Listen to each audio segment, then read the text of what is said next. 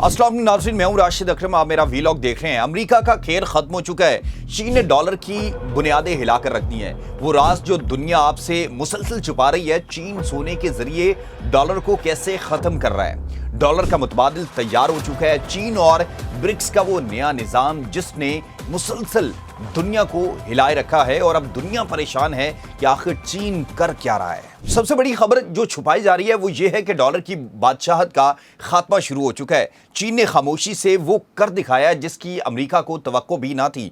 इतना बड़ा मुआशी हमला किया है। चीन धड़ाधड़ सोना खरीद रहा है, लेकिन इस खरीदारी से अमेरिका में खतरे की घंटियां भी बजना शुरू हो गई हैं। इस वीडियो में यही सारे राज जो आपसे छुपाए जा रहे हैं खोलेंगे, तो फिर हमारे साथ बने रहिएगा ताकि ऐसे हकाइक जान सकें जो किसी और को भी पता नहीं है।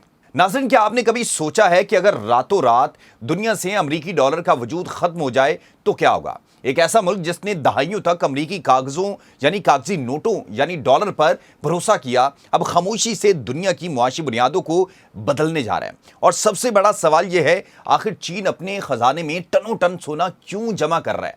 यह महज एक मफरूजा नहीं है, बल्कि इस सदी की सबसे बड़ी और पोशीदा जियो इकोनॉमिक जंग है जो इस वक्त हमारे सामने लड़ी जा रही है। असल कहानी का आगाज साल 2022 में शुरू होता है, जब यूक्रेन जंग के बाद अमेरिका और मगरबी ममालिक ने रूस के 300 अरब डॉलर के गैर मुल्की ज़र-ए-मुबादला के ज़खायर मुजम्मद कर दिए। सियासी नुक्ता नज़र जो भी हो, लेकिन दुनिया भर के मरकजी बैंकों को एक खौफनाक पैगाम मिला कि अब और बस। अगर आपका रुपया या असासा अमेरिकी डॉलर की शक्ल में है तो वो आपका है ही नहीं। अमेरिका बटन दबाकर किसी भी वक्त आपकी तमाम दौलत को कागज का टुकड़ा बना सकता है। बेकार कागज का टुकड़ा, बस यही नुक्ता आगाज बना और इस एक वाक़े ने आलमी एतमाद को हिलाकर रख दिया।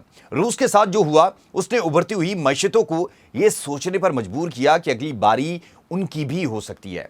इसी खौफ ने डी डॉलराइजेशन यानी डॉलर से पीछा छुड़ाने की जंग को तेज किया और इस जंग की क़यादत संभाली चीन के मरकजी bank People's Bank of China ने। फिर इस बैंक ने जो हल निकाला वो बहुत हैरान कर देने वाला था। उसने कागजी डॉलर की बजाय असल जर जमा करने का फैसला किया। असल जर यानी सोना। फिर इतना सोना खरीदा गया कि रिकॉर्ड टूट गए।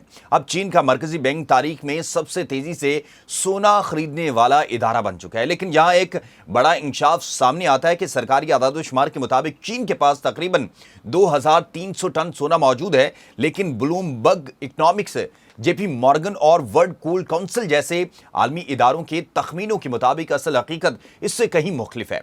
चीन के सरकारी और फंड्स के पास सॉवरन यानी कि जी असल में 3500 से 5000 टन से ज्यादा सोना पड़ा हुआ है। चीन ये सोना खामोशी से खुफिया तरीके से भी खरीद सकता था कि किसी को कानो कान खबर ना हो, लेकिन उसने ऐसा नहीं किया। सवाल यह है कि चीन ये सोना दुनिया को दिखाकर क्यों खरीद रहा है। उसका जवाब यह है कि चीन दुनिया को यह पैगाम देना चाहता है कि डॉलर की कागजी ताकत के मुकाबले में चीन के पास हकीकी और असली ताकत भी मौजूद है। उसे असासे मुंजमद करने के हथियार से निशाना नहीं बनाया जा सकता। लेकिन ये आखिरी वार है जो चीन डॉलर पर कर रहा है? नहीं। जुलाई में एक और खामोश लेकिन धमाकेदार तब्दीली आई। आलमी बैंकिंग के सबसे बड़े कानून यानी कि बेज़ल 3 के तहत सोने को टियर 3 से तरक्की देकर टियर 1 के असासा करार दे दिया गया। आसान अल्फाज में समझे तो पहले अगर किसी बैंक के पास 1 अरब डॉलर का सोना होता था तो कवानीन की वजह से वो अपने बैलेंस शीट में सिर्फ आधा अरब ही दिखा सकता था। यानी सोना सिर्फ सेफ में बंद एक चमकदार पत्थर था जिसे आप इस्तेमाल नहीं कर सकते। लेकिन बेज़ल 3 के बाद अब बैंक अपने सोने की 100% कदर अपने खातों में दर्ज कर सकता है। तो फिर अगला धमाका क्या होगा? असल खेल तब शुरू होगा जब यानी हाई क्वालिटी HQL सोने को लिक्विड ईस्ट का दर्जा मिल जाएगा। यानी कि फिल वक्त दुनिया भर के बैंक और हुकूमतें अपग्रेडेशन या निजी कर्जों के लिए अमरीकी बॉन्ड्स को बतौर जमानत इस्तेमाल करते हैं, तो सोना HQLA बन जाता है। फिर उसके बाद अपनी मैशत के हवाले से दुनिया भी अब परेशान दिखाई देती है। और हम अगर बात करें बंदरगाहें, फैक्ट्रियां बनाने के लिए IMF अमेरिका या IMF तरसीलात और डॉलर की ज़रूरत ही नहीं रहेगी और इस तरह डॉलर की इजारादारी ख़त्म हो जाएगी, जिसका सीधा मतलब यह है कि अमेरिका की इजारादारी का खात्मा है। चीन ने इस मसले को हल करने के लिए गोल्ड कॉरिडोर तैयार किया है। शंघाई गोल्ड एक्सचेंज है, जो पहले ही दुनिया की सबसे बड़ी असली सोने की मंडी है, उसने ब्रिक्स ममालिक और अफ्रीकी ममालिक के साथ मिलकर तजोरियों का एक आलमी नेटवर्क कायम करना शुरू किया है। अफ्रीका, जो दुनिया का 25 से 30% सोना पैदा करता है, अब अपना सोना इन तिजोरियों में जमा करवाकर चीन के न्यू डेवलपमेंट बैंक से अपनी तरक्की के लिए कर्जे भी हासिल कर सकता है, वो भी बगैर किसी अमेरिकी डॉलर को छुए।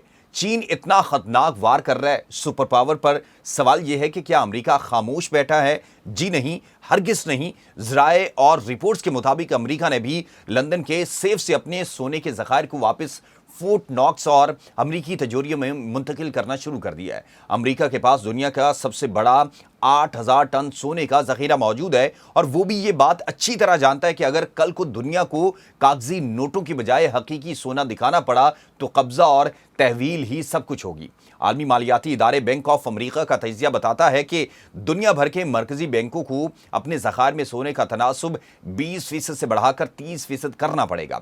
बज़ाहिर ये सिर्फ 10% का फर्क लगता है, लेकिन मुआशी जुबान में इसका मतलब है $2 ट्रिलियन की सोने की नई तलब। चूंकि सोना छापा नहीं जा सकता, इसलिए आने वाले सालों में उसकी कीमतें तमाम पुराने रिकॉर्ड तोड़ सकती हैं। अभी इतना महंगा है तो मुस्तकबिल में क्या होगा? ये गेम कहां जाकर रुकेगी? इस वक्त हम एक ऐसी मल्टी मॉनेटरी दुनिया की तरफ बढ़ रहे हैं जहां एक तरफ चीन और ब्रिक्स ममालिक सोने से जुड़ी मईशत को आगे बढ़ा रहे हैं, तो दूसरी तरफ अमेरिका और मगरबी ममालिक अपनी डिजिटल इकॉनमी का सहारा लेकर अपनी ताकत कायम रखने की कोशिश कर रहे हैं। अब देखना यह है कि क्या डॉलर का राज खत्म हो जाएगा? बल्कि असली सवाल यह है कि जब आलमी मईशत की यह सबसे बड़ी तब्दीली मुकम्मल होगी तो क्या आपका और मेरा कागजी पैसा अपनी खरीदने की ताकत बरकरार रख पाएगा, या फिर ये दुनिया कोल्ड स्टैंडर्ड सब कुछ बदल कर रख देगा? अपनी राय नीचे कमेंट बॉक्स में जरूर बताइएगा, ताकि आप सोने और डॉलर के बारे में क्या समझते हैं।